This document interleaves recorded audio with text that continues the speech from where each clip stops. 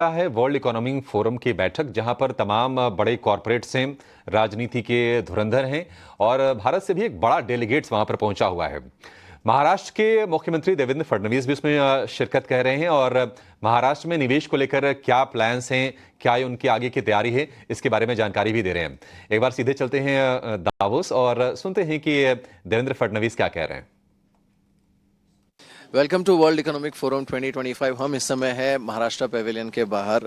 यहाँ पर मेरे साथ बहुत ही खास मेहमान है महाराष्ट्र के मुख्यमंत्री Shri Devendra Fadnavis ji. Sir, thank you so much for joining us on Times network. और मैंने सुना बहुत सारे MOU साइन हुए हैं और काफ़ी बज़ है महाराष्ट्र को लेकर। कैसा रहा है अनुभव आपका? देखिए, बहुत अच्छा अनुभव रहा है और मैं ऐसा मानता हूँ कि जिस प्रकार से आज भारत में इन्वेस्टमेंट का क्लाइमेट तैयार हुआ है और विशेष रूप से हमारे प्रधानमंत्री जी ने जो एक लीडरशिप पोजीशन हमारे देश को दी है, तो बड़े पैमाने पर लोग निवेश करना चाहते हैं भारत में। और ऑफ कोर्स भारत में जब निवेश की बात आती है तो महाराष्ट्र फोरफ्रंट पे होता है। तो आज हमने बहुत अच्छा परफॉर्म किया है। यहाँ पर करीब 32 MOUs हमने किए हैं जिसकी कीमत 6 लाख करोड़ से भी ज़्यादा है। और अलग अलग सेक्टर में इसमें इलेक्ट्रिक व्हीकल्स भी है, इसमें डेटा सेंटर भी है, इसमें मैन्युफैक्चरिंग भी है, इसमें डिफेंस मैन्युफैक्चरिंग भी है, इसमें केमिकल जोन भी है, इसमें यूनिवर्सिटीज़ भी है, फॉरेन यूनिवर्सिटीज़ भी है। तो you name it and that sector is there. तो ऐसा हमने काफ़ी अच्छा आज सारे MOUs किए। और मुझे लगता है कि जब मैं सबसे बात कर रहा हूँ तो एक लोगों का विश्वास भी भारत पर बढ़ रहा है और निवेश करने की इच्छा भी दिख रही है। हमने भारत को लेकर वैसे भी काफ़ी बस देखा है, काफ़ी स्टेट्स है जो पुश कर रहे हैं यहाँ पर। कुछ एक स्टेट्स ने उन पर बुलिश होने के लिए अलग कैंपेन्स भी लॉन्च किए हैं। महाराष्ट्र के लिए मेन पिच आपका ग्लोबल इन्वेस्टर्स के साथ क्या है इस समय? देखिए, मूल रूप से महाराष्ट्र जो है ये हमेशा ग्लोबल लीडर रहा है। अभी भी आप अगर देखेंगे तो पिछले 6 महीने में देश में जितना विदेशी निवेश आया, जितना FDI आया, उसका 40% अकेले महाराष्ट्र में आया है। 60% इज रेस्ट ऑफ इंडिया। सो महाराष्ट्र एक ग्रोथ इंजन है, एक पावर हाउस है, मुंबई फाइनेंशियल कैपिटल है। लेकिन अब हमारी ग्रोथ स्टोरी केवल मुंबई या पुणे तक सीमित नहीं है, अब वो आगे बढ़ चुकी है। नासिक ग्रोथ स्टोरी का पार्ट है, संभाजीनगर ग्रोथ स्टोरी का पार्ट है, जालना ग्रोथ स्टोरी का पार्ट है, गढ़चिरौली है, नागपुर है। So this growth story is increasing. कई जो नेसेयर्स होते हैं, कई लोगों से मैंने बात की, कुछ एक लीडर से, वो बार बार सवाल उठाते हैं कि MOUs बहुत सारे साइन होते हैं लेकिन उसमें से जो एक्चुअल कन्वर्जन होता है उसका रेशियो काफ़ी कम होता है। ये हमने कुछ स्टेट्स में देखा भी है। आप इस इशू को कैसे एड्रेस करें? देखिए, ये हो भी सकता है, लेकिन अगर हम देश के एवरेज से कंपेयर करें तो देश में जितने MOUs होते हैं उसका रेट ऑफ कन्वर्शन 35% है। इन महाराष्ट्र इट इज 65%। और पिछले अगर मतलब हमारी 14 to 19 के रेजिम देखे या पिछले 2.5 साल देखे, it has been 75%। So almost 75% of the MOUs have been converted into real investments. इस बार हमने देखा है दावोस में काफ़ी ज़्यादा फोकस जो है ग्लोबल कंपनीज का industry 4.0, AI, smart technologies, blockchain, इन सब पर काफ़ी ज़्यादा है। इसमें महाराष्ट्र को बाकी स्टेट से आगे रखने के लिए और बढ़त दिलाने के लिए आप क्या खास कदम उठाएंगे? देखिए, Maharashtra already data centre capital बन चुका है। क्योंकि देखिए, आजकल हम लोग ये कहते हैं कि डेटा इज़ न्यू ऑयल। तो क्योंकि डेटा ने अपने वैल्यू में, एब्सोल्यूट वैल्यू में ऑयल को सरपास कर दिया है, तो डेटा सेंटर ये एक बहुत बड़ी इकोसिस्टम है।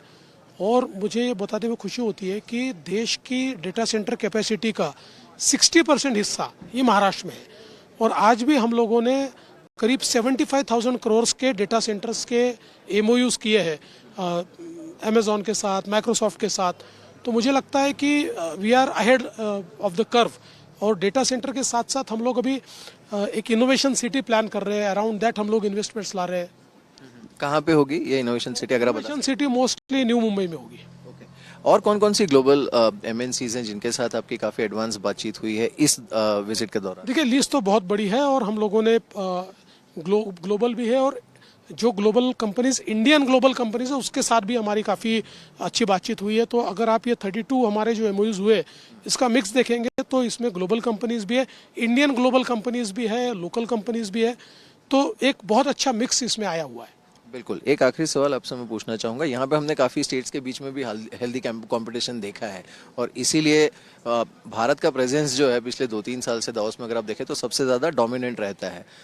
ये हेल्दी कंपटीशन को आप कैसे देखते नहीं, इट इज़ वेरी गुड, क्योंकि प्रधानमंत्री जी हमेशा कहते हैं कि hours is a competitive federalism, मतलब एक प्रकार से हम कोलैबोरेटिव फेडरलिज्म में भी है और कॉम्पिटिटिव फेडरलिज्म में भी है, और वो होना भी चाहिए। बिकॉज आज प्रधानमंत्री जी ने ईज़ ऑफ डूइंग बिजनेस का इंडेक्स लॉन्च किया तो सारे स्टेट्स को ये लगा कि हमने इस पर काम करना चाहिए, क्योंकि इंडेक्स में अगर हमारा नाम नीचे चले जाएगा तो कहीं ना कहीं हमारी मतलब साख को एक दाग लगेगा। तो सब ने किया, तो मुझे लगता है कि इट्स वेरी हेल्दी कंपटीशन। और देखिए, if India has to grow, अगर भारत को ग्रो करना है तो कोई एक स्टेट ग्रो करके नहीं होगा। एक समय था जब महाराष्ट्र, गुजरात, तमिलनाडु, आंध्र जैसे कुछ स्टेट्स से, कर्नाटक था कि जो ज़्यादा ग्रो करते थे या जहाँ ज़्यादा निवेश आता था।